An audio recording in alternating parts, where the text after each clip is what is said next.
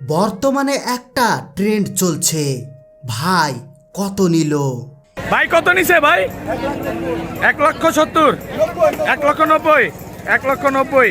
এই বছর 2026 সালে কে কোটি টাকার গরু কিনলো? এবার সব থেকে দামি গরুটা কোন সুপারস্টারের হতে চলেছে?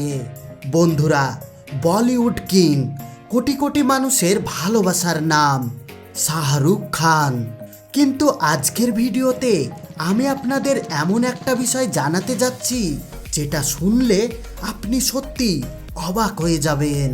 2026 সালে শাহরুখ খান কি সত্যি কোটি টাকার গরু কোরবানি দিচ্ছেন, নাকি এই পুরো গল্পটা এমন একটা রহস্য যেটা সোশ্যাল মিডিয়ায় আপনাকে অন্যভাবে দেখানো হচ্ছে? ভিডিওটা শেষ পর্যন্ত দেখুন, কারণ শেষের দিকে আমি এমন একটা সত্য বলবো যেটা জানার পর আপনার পুরো ধারণা বদলে যাবে।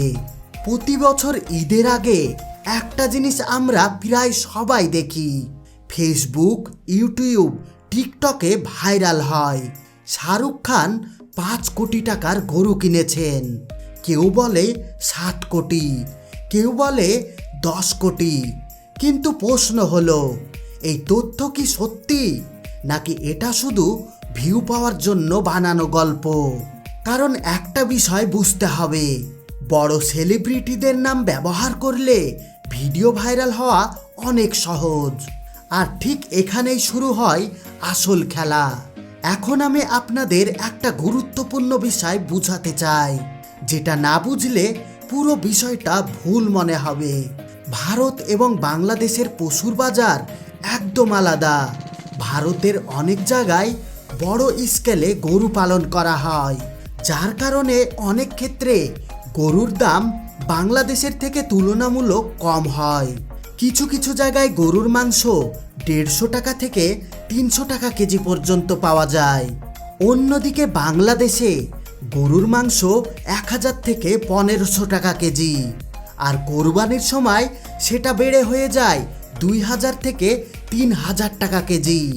এখন চিন্তা করুন, একই কোয়ালিটির একটা গরু ভারতে 8 থেকে 10 লক্ষ হলে বাংলাদেশে সেটা অনেক বেশি দামে বিক্রি হতে পারে।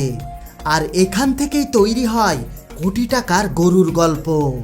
অনেক ইউটিউবার একটা কৌশল ব্যবহার করে, তারা ভারতের দামের গরুকে বাংলাদেশি বাজারের সাথে তুলনা করে, তারপর বলে এই গরুর দাম 4 থেকে 5 কোটি।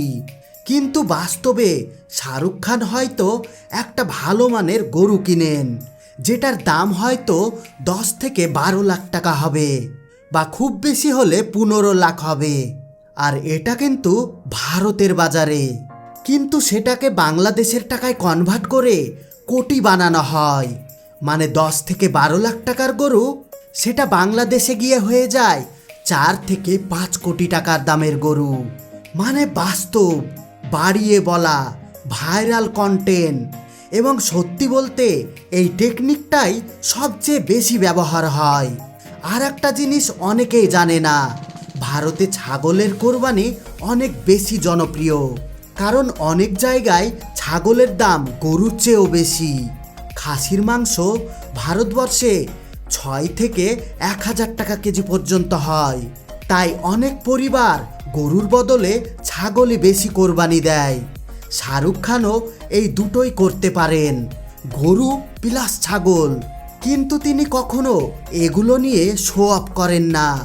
শাহরুখ খান সাধারণত মুম্বাইতে তার বিখ্যাত বাড়ি মান্নাত, সেখানেই ঈদ পালন করেন, পরিবারের সঙ্গে সময় কাটান, ভক্তদেরকে শুভেচ্ছা জানান, কিন্তু কোরবানির বিষয়টা সবসময় প্রাইভেট রাখেন, মিডিয়া খুবই কমই আসে। সবচেয়ে গুরুত্বপূর্ণ বিষয়টা হলো শাহরুখ খান শো অফ করতে পছন্দ করেন না। অনেক সময় তিনি সরাসরি কোরবানি না দেখিয়ে গরিব মানুষের মাঝে সাহায্য করেন, ডোনেশন, চ্যারিটি এই দিকে বেশি গুরুত্ব দেন, যেটা আসলে কোরবানির মূল শিক্ষা, ত্যাগ এবং মানবতা। তাহলে এখন প্রশ্ন, শাহরুখ খান কি সত্যি কোটি টাকার গরু কোরবানি দেন, নাকি এটা শুধু সোশ্যাল মিডিয়ায় তৈরি গল্প?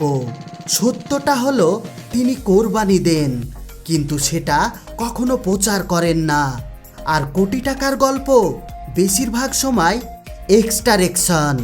বন্ধুরা, আপনি কি মনে করেন, কোরবানি কি শো অফ করা উচিত নাকি গোপন রাখা ভালো? কমেন্টে আপনার মতামত লিখুন। ভিডিওটা ভালো লাগলে লাইক, শেয়ার, সাবস্ক্রাইব করতে ভুলবেন না, কারণ সামনে আসছে আরো বড় বড় সেলিব্রিটির কোরবানির রহস্য। আপনারা যদি বলেন তাহলে নেক্সট ভিডিও আমি সলমান খানের ওপর নিয়ে আসব। সলমান খান কোন পশু কোরবানি দিতে পছন্দ করেন, কোন কালারের কোরবানি দিতে পছন্দ করেন, সে কত টাকা দিয়ে গরু কিনে এবং কোরবানি কোথায় দেয়, সমস্ত ডিটেলসে ভিডিও পেয়ে যাবেন। শুধু আপনাদের কমেন্টের অপেক্ষা। বাংলাদেশের সবথেকে বড় ক্রিকেটার, সে এই বছর 2026 সালে কি কোরবানি দিচ্ছেন? যদি গরু কোরবানি দেন তাহলে সেটা কত টাকার? হয়তো কোটি টাকার হবে। শুধু আপনাদের কমেন্টের অপেক্ষায় থাকলাম। আর ভিডিওটা এখানেই শেষ করলাম। সবাই ভালো থাকবেন, সুস্থ থাকবেন। আল্লাহ হাফেজ।